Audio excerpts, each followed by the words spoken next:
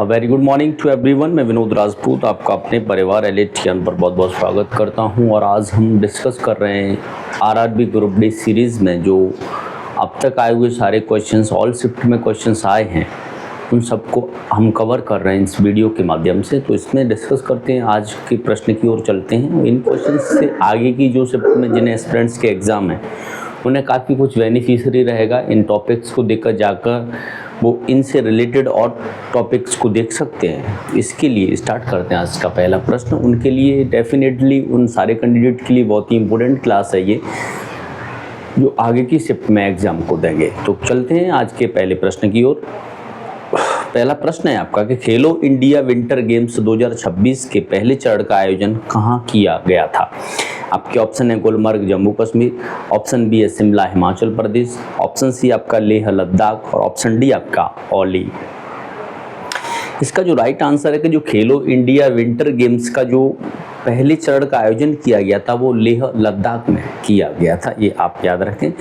यह 2026 जो winter games का 6वां संस्करण था। पूछा जाए कौन से नंबर का था, तो 6वें क्रम का था। और लेह, और दूसरा चरण पूछा जाए कहाँ हुआ, पहला तो लेह लद्दाख में हुआ, लेकिन दूसरा अगर पूछा गया तो वो जम्मू कश्मीर के गुलमर्ग में हुआ था। ये भी आप याद रखिएगा।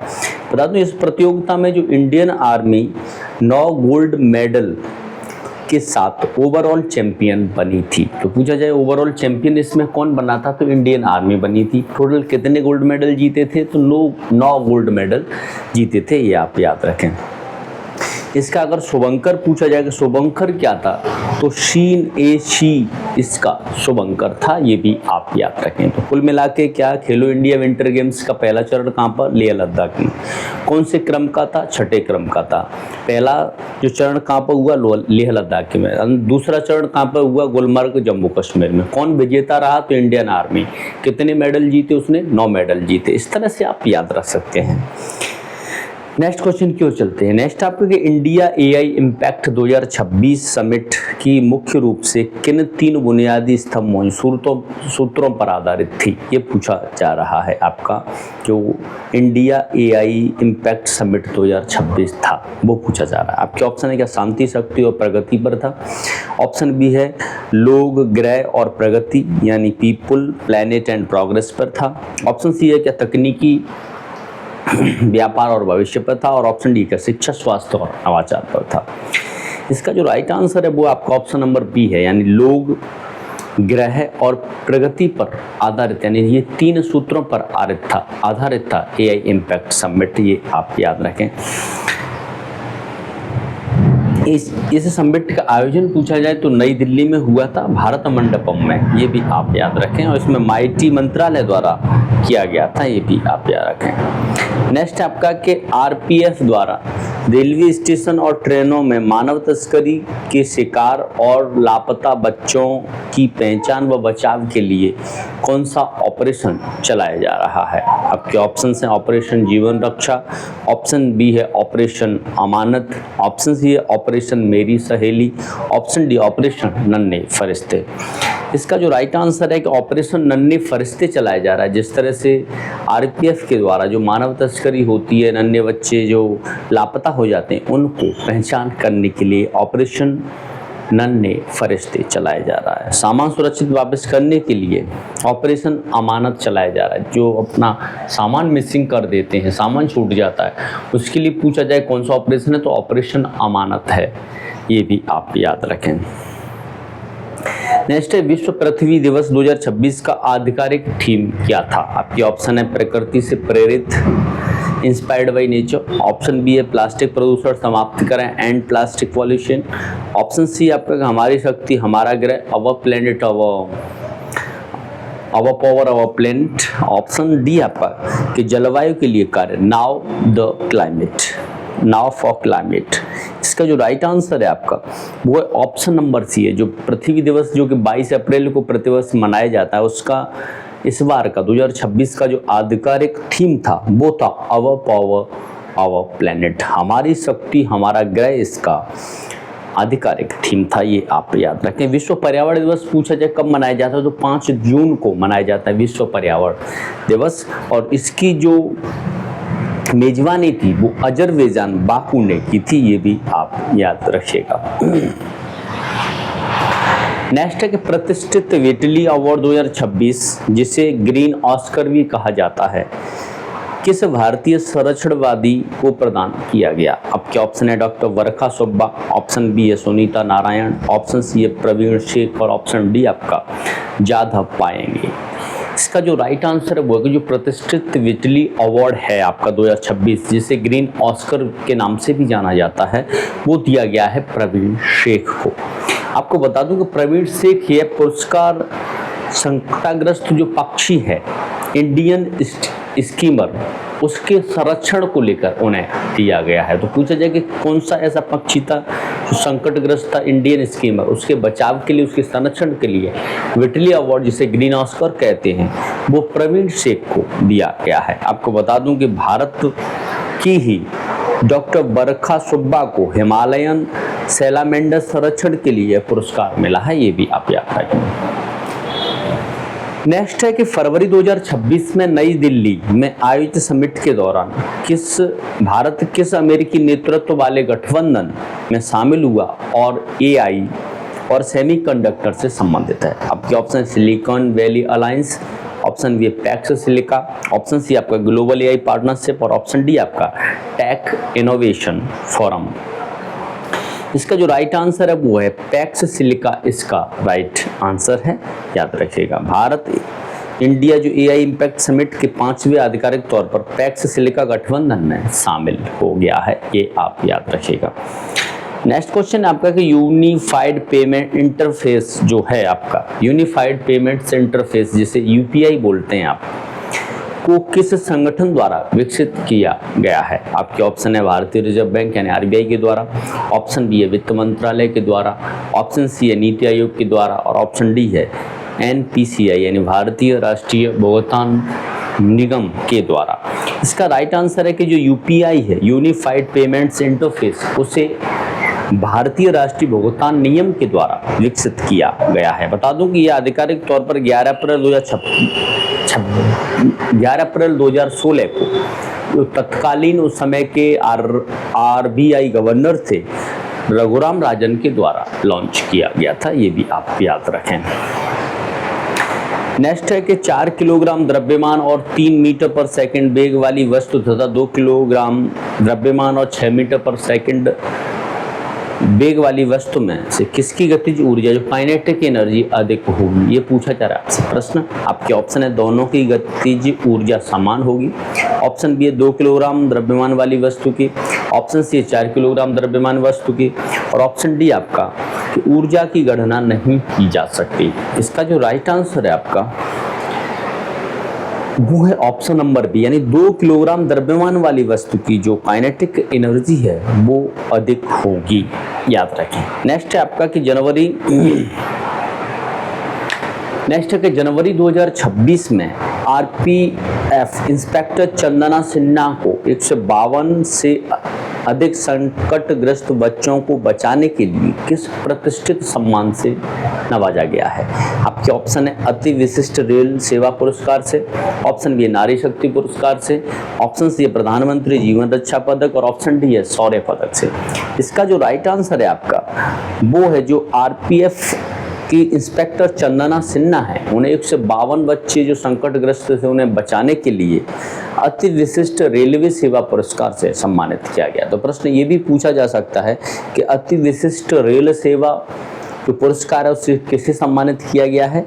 तो आपकी है वो चंदना सिन्हा को सम्मानित किया गया। बता दूं कि भारतीय रेलवे का ये सर्वोच्च सम्मान है, याद रखें। और उन्हें ऑपरेशन नन्हे फरिश्ते के तहत बाल श्रम और तस्करी से चंगुल से बच्चों से मुक्त कराया गया, इसके लिए उन्हें मिला है। आपको बता दूं कि ऑपरेशन नन्हे फरिश्ते आरपीएफ के द्वारा चलाया जा रहा है, जहां मानव तस्करी और छोटे बच्चे लापता हो जाते हैं उनको खोजने के लिए ये चलाया गया था।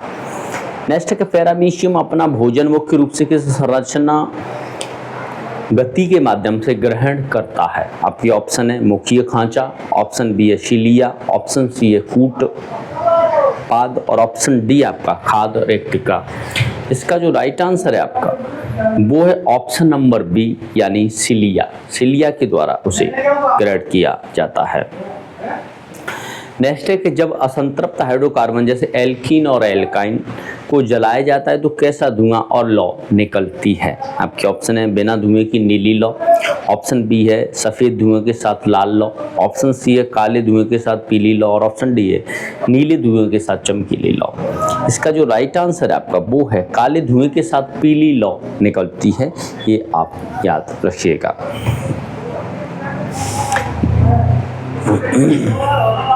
नेक्स्ट है कि इलेक्ट्रिक बल्ब के भीतर नाइट्रोजन और आर्गन जैसी निष्क्रिय गैसें क्यों भरी रहती हैं, ये पूछा जा रहा है आपसे। आपके ऑप्शन है रोशनी को अलग अलग रंगों में बदलने के लिए, ऑप्शन ए फिलामेंट को अधिक ऊष्मा उत्पन्न करने से मदद करने के लिए, ऑप्शन सी है विद्युत धारा का प्रवाह बढ़ाने के लिए और ऑप्शन डी है टंगस्टन फिलामेंट के ऑक्सीकरण को रोकने और जीवन काल बढ़ाने के लिए।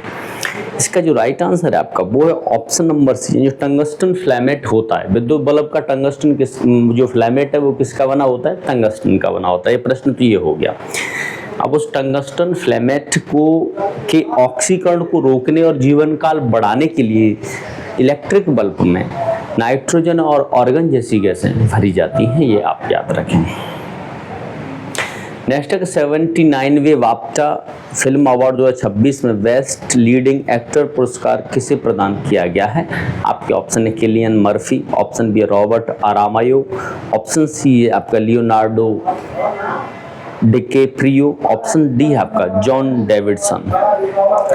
इसका जो राइट आंसर है आपका वो है रॉबर्ट आरामायो, इसका राइट आंसर है। उन्हें आईसीयू में उनके बेहतरीन अभिनय के लिए पुरस्कार दिया गया है, ये भी आप याद रखें। नेक्स्ट है कि जब सोडियम हाइड्रोक्साइड NaOH की हाइड्रोक्लोरिक अम्ल HCl के साथ अभिक्रिया कराई जाती है तो लवण और जल बनता है, ये कौन सी अभिक्रिया है। आपके ऑप्शन है विस्थापन अभिक्रिया यानी डिस्प्लेसमेंट है, ऑप्शन बी उदासीनीकरण अभिक्रिया यानी न्यूट्रलाइजेशन है, ऑप्शन सी संयोजन अभिक्रिया यानी कॉम्बिनेशन है और ऑप्शन डी है आपका क्या वो अपघटन अभिक्रिया है यानी डिकम्पोजिशन है। इसका जो राइट आंसर है आपका ये है आपकी उदासीनीकरण अभिक्रिया, ये आप याद रखिएगा। नेक्स्ट क्वेश्चन है आपका कि जो यूकेरियोटिक कोशिका में कौन सा कोशिकांग केंद्रक के बाहरी झिल्ली से सीधे जुड़ा रहता है। आपके ऑप्शन है गोल्जी उपकरण है, ऑप्शन बी लाइसोसोम है, ऑप्शन सी है अंतःप्रद्रव्य जालिका है और ऑप्शन डी आपका क्या वो माइटोकॉन्ड्रिया है। इसका जो राइट आंसर है आपका वो है जो अंतःप्रद्रव्य जालिका है वो उससे जुड़ा हुआ रहता है, ये आप याद रखें। नेक्स्ट आपका कि अप्रैल 2025 में सुप्रीम कोर्ट ने अनुच्छेद 200 के तहत ऐतिहासिक फैसला सुनाते हुए किस राज्य के राज्यपाल को विधेयकों को अनिश्चित काल तक न रोकने का आदेश दिया है। आपके ऑप्शन है Paschim Bengal, option B Tamil Nadu, option C Kerala और ऑप्शन डी आपका महाराष्ट्र। इसका राइट आंसर है तमिलनाडु के राज्यपाल को ये सुनिश्चित किया है कि वो है अनिश्चित काल तक के लिए किसी भी आदेश को नहीं रोक सकते हैं आर्टिकल 200 के अनुसार। आपको बता दूं कि तमिलनाडु राज्य में वर्तमान में मुख्यमंत्री है वो जोसेफ विजय या थलपति विजय हैं, ये आप याद रखें। यानी विधेयकों में जो कहा गया है कि राज्यपाल पॉकेट वीटो का प्रयोग नहीं कर सकते हैं। नेक्स्ट है कि असम में संविदा कर्मियों के नियमितीकरण से जुड़े सुखेंदु भट्टाचार्य बनाम असम राज्य मामले में सुप्रीम कोर्ट ने किस अनुच्छेद के तहत समानता के अधिकार का उल्लंघन बताया है। आपके ऑप्शन अनुच्छेद 17, ऑप्शन बी अनुच्छेद 21, ऑप्शन सी अनुच्छेद 19 और ऑप्शन डी अनुच्छेद 18। इसका राइट आंसर है कि जो समानता का अधिकार है आपका आर्टिकल 14 के अनुसार इसे उल्लंघन बताया है। ये असम जो सुखेंदु भट्टाचार्य बनाम असम राज्य के बीच जो मामला चल रहा है उसके अंतर्गत आर्टिकल 14 में वैसे विधि के समक्ष समानता का प्रावधान बताया गया है। आर्टिकल 17 आपका अस्पृश्यता का अंत है, आर्टिकल 21 जीवन जीने का अधिकार है, आर्टिकल 19 आपका अभिव्यक्ति की स्वतंत्रता है, ये आप याद रखें। नेक्स्ट है जब किसी दूरदृष्टि को रोकने के लिए अवतल लेंस का प्रयोग किया जाता है किस दूरदृष्टि को रोकने के लिए अवतल लेंस का प्रयोग किया जाता है, ये पूछा जा रहा है आपसे। आपके ऑप्शन निकट दृष्टि दोष को, ऑप्शन बी दूरदृष्टि दोष को, ऑप्शन सी मोतियाबिंद को और ऑप्शन डी आपका चरा दृष्टि दोष को। तो अवतल लेंस प्रयोग किया जा रहा है, इसका जो राइट आंसर है आपका निकट दृष्टि दोष को दूर करने के लिए अवतल लेंस का प्रयोग किया जाता है, दूरदृष्टि दोष को दूर करने के लिए उत्तल लेंस का प्रयोग किया जाता है।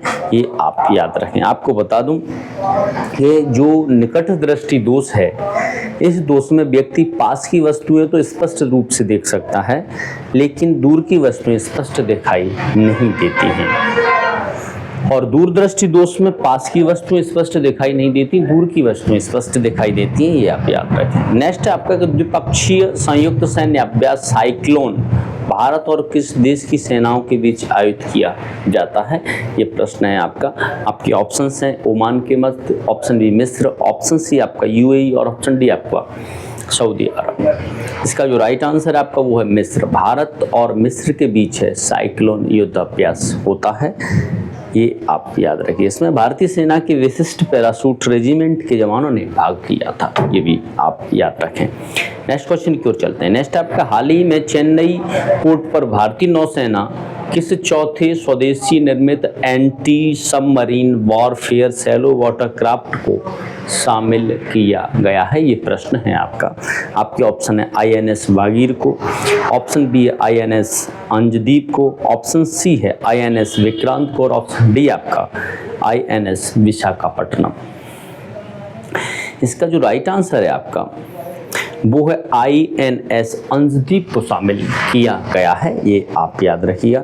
आपको बता दूं कि इसे डॉल्फिन हंटर के नाम से भी जाना जाता है। तो आईएनएस जो अंजदीप है उसे अन्य किस नाम से जाना जाता है, डॉल्फिन हंटर के नाम से भी जाना जाता है। इसका उपयोग तटीय और उथले पानी में पनडुब्बियों का पता लगाने के लिए किया जाएगा, ये भी आप याद रखिएगा। नेक्स्ट क्वेश्चन, तो आज के लिए टॉप 35 क्वेश्चंस, इनका रिवीजन करते रहिए और आरआरबी ग्रुप डी के लिए इस तरह की सीरीज़ आपको मिलती रहेगी। अपना प्यार ऐसे ही बनाए रखिए। वीडियो अगर पसंद आए तो लाइक शेयर और चैनल को सब्सक्राइब करें। आपका एक लाइक एक शेयर हमें काफ़ी कुछ मोटिवेट करेगा आगे कुछ और बेहतर करने के लिए।